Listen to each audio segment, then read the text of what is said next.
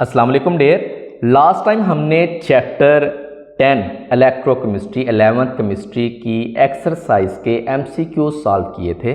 आज की इस वीडियो में हम चैप्टर इलेक्ट्रोकेमिस्ट्री की एक्सरसाइज के शॉर्ट क्वेश्चन सॉल्व करेंगे। अगर आपको इसमें कोई कन्फ्यूजन हो तो कमेंट लाजमी कीजिएगा, मैं रिप्लाई करने की कोशिश करूँगा। तो चलते हैं आज के टॉपिक की तरफ। First short question is how and why electrical double layer is formed. So there, when a metal is placed in a solution of its own ions, some metal atom lose electrons and become positive ions entering the solution. The metal surface become negatively charged due to the excess electron. These electrons attract positive ions from the solution, forming two layers of opposite charges called the electrical double layer. This creates a potential difference between the metal and the solution. Next question हमारे पास है, why electrode potential of copper is called reduction potential? There, the electrode potential of copper is called a reduction potential because in the half reaction Cu2 plus 2 electron gain करके Cu solid में convert हो जाता है। Cu2 plus ions gain electrons which is a reduction process. Standard electrode potentials are always measured as reduction potential relative to the standard hydrogen electrode, which also involves a reduction reactions. Next is, what are the advantage of a salt bridge in galvanic cell? A salt bridge offers the following advantages in a galvanic cell. Complete the circuit. It allows the flow of electrical current by completing the circuit between the two half cells. And second is maintains ionic balance. It prevents charge accumulation by allowing the movements of inert ions, maintaining electrical neutrality in both half cells. And third is ensures continuous reaction. Without a salt bridge, the redox reaction would stop due to charge buildup. The salt bridge keeps the reaction going. Next question हमारे पास है, how can we predict the feasibility of a chemical reaction using the cell voltage?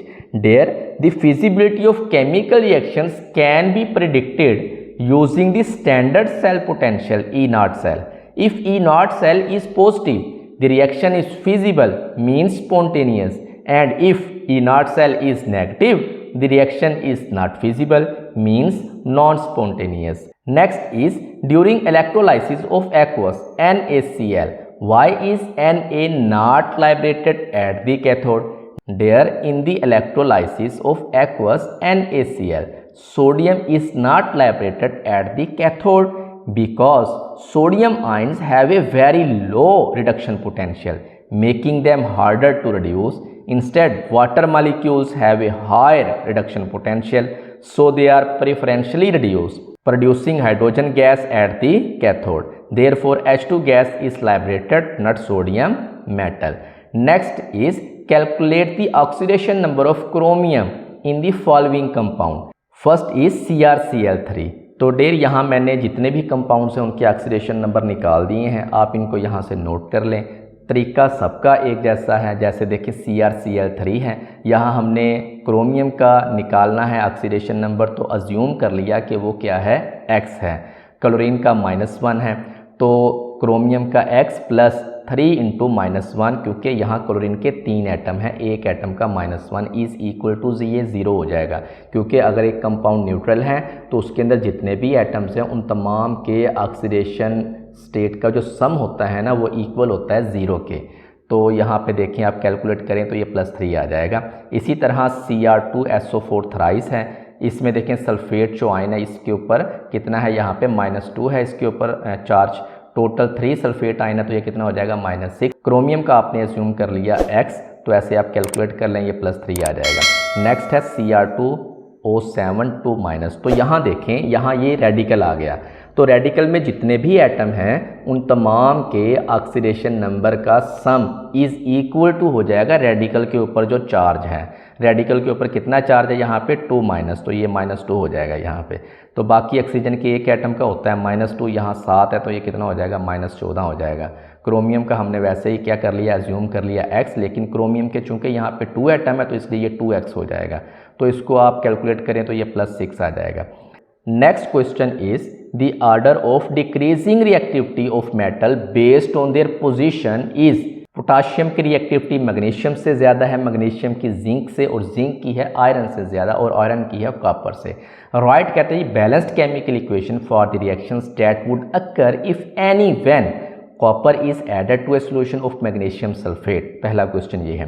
तो dear reactivity rule हमें क्या कहते हैं? A less reactive metal can not displace a more reactive metal from its salt solution. Copper is below magnesium in the reactivity series, जैसे आप series में देख सकते हैं। तो no reaction occurs because copper is less reactive than magnesium, so it can not replace magnesium 2+ ions from magnesium sulphate. Next is iron is added to dilute solution of hydrochloric acid. तो the reactivity rule फिर वही क्या कहता है? A metal above hydrogen in the reactivity series can displace hydrogen from acid. Iron Fe is above hydrogen in the reactivity series. जैसे देखें potassium की reactivity magnesium से ज़्यादा, मैग्नीशियम की जिंक से, और जिंक की है आयरन से ज़्यादा, और आयरन की रिएक्टिविटी ज़्यादा है कॉपर से। तो रिएक्शन यहाँ पे होगा, बैलेंस्ड केमिकल इक्वेशन है आयरन प्लस 2HCl, ये मिलके क्या बनाते हैं? FeCl2 plus H2। Hydrogen gas is evolved and iron chloride is formed. Next question is explain why some metals higher in the activity series can displace hydrogen from acids while others lower in the series cannot. So their metals higher in the activity series have more negative standard reduction potential, which means they lose electrons easily and act as strong reducing agents. When placed in acid, these metals can donate electrons to hydrogen ions, reducing them to hydrogen gas.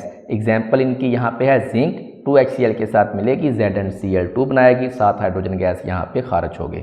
In contrast metals lower in the activity series have less tendency to lose electrons and do not oxidise easily, so they can not displace hydrogen from acid.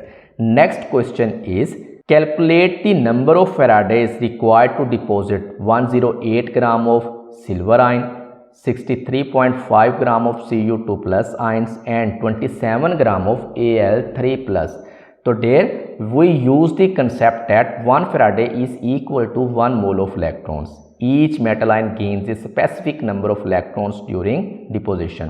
तो यहाँ देखें पहला हमारे पास है 108 gram of Ag1 plus ion. तो der यहाँ reaction क्या होगा? Ag+1 ये एक इलेक्ट्रॉन गेन करके Ag में कन्वर्ट हो जाएगा। मोलर मास ऑफ Ag कितना है?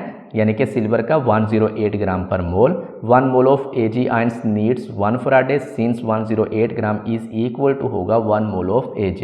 रिक्वायर्ड फराडेस यहाँ कितने होंगे? 1। नेक्स्ट हमारे पास है 2 for 63.5 gram of Cu2 plus. Reaction इसका क्या है? Cu2 प्लस 2 इलेक्ट्रॉन्स गेन करके Cu सॉलिड बना देगा ये। मोलर मास ऑफ कॉपर कितने? 63.5 ग्राम पर मोल उसने दिया है। 1 mole of Cu2 plus needs यहाँ पे 2 फराडे, क्योंकि ये 2 इलेक्ट्रॉन्स यहाँ पे देखें गेन कर रहा है। Since 63.5 gram is equal to 1 mole of copper, required faradays यहाँ पे कितने हो जाएंगे? 2 faraday. Next is for 27 gram of Al3 plus. Reactions यहाँ पे क्या होगा कि एल्यूमिनियम आयन 3 इलेक्ट्रॉन गेन करके एल्यूमिनियम यहाँ पे मेटल बनाएगा solid. Molar mass of aluminium कितना है? 27 gram. 1 mole of aluminium needs यहाँ पे 3 faraday. Since 27 gram is equal to हो जाएगा 1 mole of aluminium. Since 27 gram is equal to 1 mole of aluminium, required faradays यहाँ पे कितने हो जाएंगे? 3 faraday. Next is in an electrolysis experiment a current of 0.500 ampere was passed through a solution of AgNO3 for 30 minute.